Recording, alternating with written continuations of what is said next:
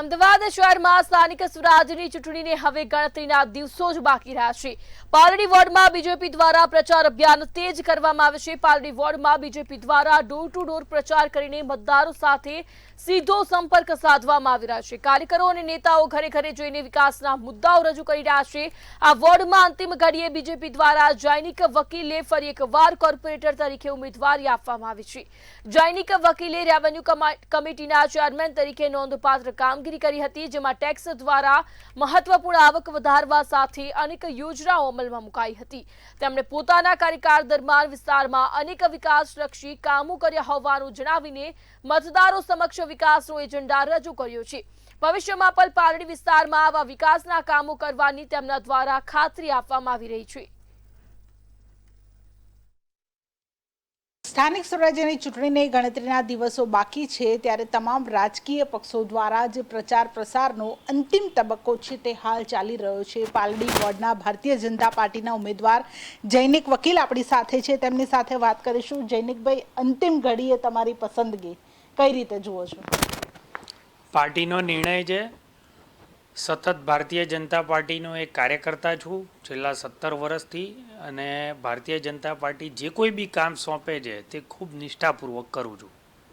Revenue કમિટીના chairman પણ રહી ચૂક્યા છો, હવે નવી જવાબદારી કઈ સોંપવામાં આવશે તે અંગે કઈ વિચાર્યું છે? કઈ રીતે કામગીરી, લોકોની સેવા કઈ રીતે કરશો? બેન, ચોક્કસપણે કામગીરી પાલડી વોર્ડના મતદારો ચૂંટે છે અમને। છેલ્લા 5 વર્ષમાં 500 કરોડ જેટલા કામ ફક્ત પાલડીમાં થયેલા છે।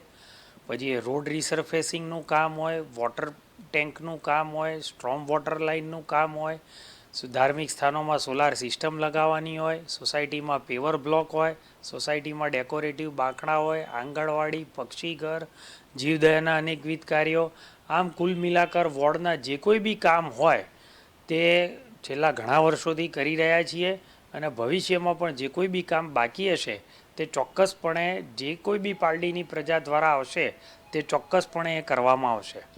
લોકોની વચ્ચે જાવ છો ત્યારે લોકોનો કેવો પ્રતિસાદ મળે છે તમને? લોકો શું કહે છે કે હવે આવો ત્યારે આ કામ કરજો? કોઈ લોકો એવું કંઈ કામ કહ્યું છે તમને? બેન, સાચી વાત કહું છું, આપ મારી જોડે આવો તો આપ પણ જોઈ શકો છો કે પાલડી વિસ્તાર એ ભારતીય જનતા પાર્ટીનો, એલિસબ્રિજ વિધાનસભા અને પાલડી વોર્ડ એ ભારતીય જનતા પાર્ટીનો વર્ષોથી ગઢ રહેલો છે। અહીંયા જે કોઈ બી વોટ પડે છે એના 92% વોટ એ ભારતીય જનતા પાર્ટીની ફેવરમાં પડે છે। અહીંયા જ્યાં પણ મતદારોને મળવા જઈએ છીએ ચોક્કસપણે મળવું જ જોઈએ, અને મળવા જઈએ છીએ પણ ખરા, અને ખૂબ અનેરો ઉત્સાહ જોવા મળે છે।